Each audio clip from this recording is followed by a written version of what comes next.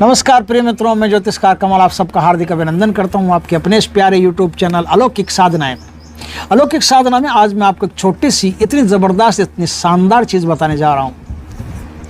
दोस्तों, क्या होता है कि हमारे बहुत से मित्र हैं, बहुत से शिष्य हैं जो मंत्रों का जाप करते हैं, बहुत से शिष्य हैं जो साधनाएँ करते हैं, बहुत से शिष्य जो टोने टोटके करते हैं, लेकिन किसी से किसी को कोई भी विशेष लाभ प्राप्त होता नहीं। जीवन में भी कोई लाभ प्राप्त होता नहीं करे तो भी, बिना साधना के भी, बिना दैनिक क्रियाएं करते हैं, रोज पैसा कमाने जाते हैं, कोई लाभ होता नहीं। क्यों नहीं होता, किस लिए नहीं होता? छोटा सा कारण। अगर साधक या जातक खुद ही कमजोर है, उसकी ऊर्जा ही कमजोर है, तो उसे कहीं से कोई लाभ प्राप्त होता नहीं। उल्टा समय के थपेड़े उसे ही परेशान कर देते हैं। आपको आज मैं एक इतनी शक्तिशाली चीज बताऊंगा कि आप तंत्र मंत्र करते हो तो भी लाभ, आप जादू टोना करते हो तो भी लाभ, आप दैनिक जीवन में रोजगार करते हो तो भी लाभ, आपको हर क्षेत्र में लाभ ही लाभ प्राप्त होना शुरू हो जाएगा। ये इतनी शक्तिशाली चीज है जिसका कोई मुकाबला नहीं है। भारतीय तंत्र में बहुत उत्तम कोटि में ये चीज आती है और इसको बहुत प्रशंसनीय दृष्टि से देखा जाता है। दोस्तों, आप मानो या नहीं मानो, ये निश्चित बात है कि आप कैसा ही बड़ा हथियार आपके पास हो, यदि आपको उसमें उठाने की ताकत नहीं है ना, तो उस हथियार से आप कुछ नहीं कर सकते। आपको मैं कैसी ही सिद्ध से सिद्ध, बढ़िया से बढ़िया, उच्च कोटि से उच्च कोटि की बेहतरीन से बेहतरीन साधना सिखा दूं, आप उससे कुछ नहीं उखाड़ सकते, कुछ कर ही नहीं सकते। आप कुछ कर सकते हैं किसी भी चीज से, तो वो पहला काम है कि आपको खुद को तैयार करना पड़ेगा, और खुद तैयार हो गए तो फिर आपको ज़्यादा दूसरों की ज़रूरत भी नहीं रहेगी। भगवान की कृपा से अगर खुद के अंदर आपके शक्तियाँ पैदा हो गई तो आपको दूसरी शक्तियाँ तो ढूंढते हुए आ जाती है। धन आपको ढूंढते हुए आ जाता है, यश आपको ढूंढते हुए आ जाता है, बल आपको ढूंढते हुए आ जाता है। ये तो आपको ढूंढते हुए आ जाते हैं, आपको कहीं जाने की ज़रूरत भी नहीं पड़ती। आज मैं आपको एक ऐसी विद्या बताऊंगा जिससे ऑरा क्लीन होता है, आपकी शक्तियां कई गुना बढ़ जाती है, लेकिन थोड़ा सा डेंजर है, ध्यान रखना। अच्छी तरह से संपर्क में रह के करना, मजा आएगा। दोस्तों, पहले तक मंत्र नोट करो। ओम ह्लीम फट फट स्वाहा। ये मंत्र आपने कई जगह देखा भी होगा, क्योंकि जिन्होंने तांत्रिक ग्रंथ पढ़े हैं उनको इस मंत्र के बारे में अच्छी तरह नॉलेज है कि ये कितना शक्तिशाली मंत्र है। ओम ह्लीम फट फट स्वाहा। ये मंत्र सीधा ऐसा मंत्र है जो आपके मूलाधार से लेकर के आपके सहस्त्रार तक जितने चक्र हैं, सब चक्रों को एकदम से प्रकाशित कर देता है। प्रकाशित इसलिए कर देता है, चक्र तो बल्ब है, उनको प्रकाशित करना नहीं पड़ता, बस बिजली का बटन दबाना पड़ता है। बटन दब गया, सारे चक्र, सारे बल्ब एकदम प्रकाशित हो जाते हैं।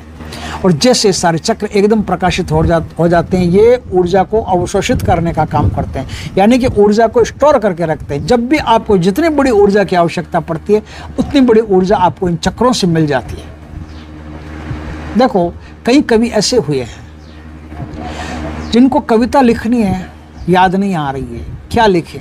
और रात को वो सो रहे हैं, और सोते हुए एक कवि हुए थे, फ्रांस में कवि हुए थे, उनका एक संस्मरण था कि ये कविता किसने लिखी मुझे पता नहीं। मैं रात को सो रहा था, अपने घर में अकेला था, एक नौकर था, और मुझे कविता लिखनी थी। आधी कविता मैंने लिख करके छोड़ दी थी, आधी कविता मुझसे बन नहीं रही थी, पूरा पाठ बन नहीं रहा था। तो मैंने क्या किया, मैंने उसको रख करके, पेन पास में रख करके मैं सो गया। सुबह मैं उठ करके देखता हूँ तो मुझे दिखाई देता है कि वो कविता बहुत ही शानदार ढंग से, बहुत ही सुंदर लिखी हुई है। अब मेरा नौकर तो वो कविता लिख नहीं सकता, वो तो उसके बस की बात है नहीं, और मैं तो सोया था। ये कौन है? कोई भूत प्रेत कौन है जो लिख करके चला गया? कोई भूत प्रेत कुछ नहीं। आपके इंटरनल बॉडी में, आध्यात्मिक शरीर में ऊर्जा के जो केंद्र हैं वो जागृत हैं, वो ऊर्जा को अवशोषित करके रखते हैं, अपने पास स्टोर करके रखते हैं। जब जरूरत होती है तब बहुत बेहतरीन मात्रा में ऊर्जा आपको प्रदान कर देते हैं। तो वो रात को उठे, खुद उन्होंने कविता लिखी, लेकिन उनको अब याद नहीं कि कविता किसने लिखी। लेकिन अब धीरे धीरे याद भी आ रहा है। हाँ, रात को मैं उठा तो था, हल्का हल्का मुझे याद है, लेकिन ऐसे में नींद में कविता कैसे लिख सकता हूँ? आप नींद में कविता लिख सकते हो, नींद में आप दूसरे लोगों की यात्रा कर सकते हो, नींद में आप देवी देवताओं से बातचीत कर सकते हो। ये जो अवचेतन मन होता है ना, अवचेतन मन आपके चक्रों से संबंधित होकर के कुछ भी कर सकता है, कुछ भी। आप दूसरों के सपनों में जा सकते हो, आप दूसरों के सपनों में जाकर के संदेश दे सकते हो, दूसरों को अपने सपनों में बुला सकते हो। ऐसे बहुत सारी हजारों चीज़ें हैं जो इस मंत्र को करने से आपके पास, आपके साथ होना शुरू हो जाती है। तो मंत्र को करना कैसे? दोस्तों, यह मंत्र के लिए कोई वार नहीं है कि सोमवार से बैठो कि शनिवार से बैठो। इस मंत्र के लिए कहानी इतनी है कि आपको नहा धो के स्वच्छ होकर शरीर पर कम से कम वस्त्र धारण करके कुशा का जो आसन होता है ना, कुशा का आसन, या तो अब दूसरे आसनों का नाम लूंगा तो फिर सरकारी नोटिस आ सकता है, इसलिए कुशा का नाम ले लेता हूँ।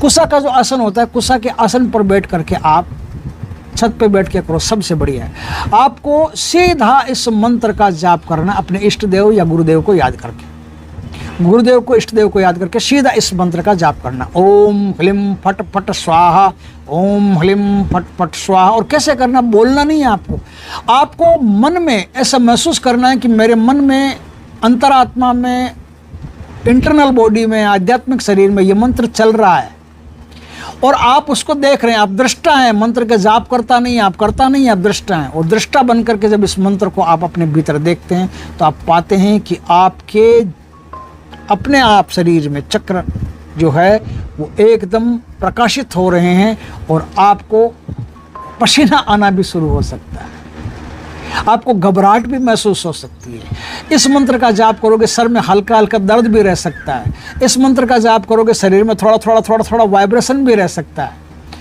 कुछ क्रियाएं आपके साथ होगी, लेकिन डरना नहीं है, घबराना नहीं है। ये होता ही है, जब आपके अंदर कुछ नई चीज़ पैदा होती है तो हलचल तो होती है। घर में एक बच्चा पैदा होता है तो पूरे घर में हलचल हो जाती है, थाली बजाना, ये बजाना, वो बजाना, पता नहीं क्या।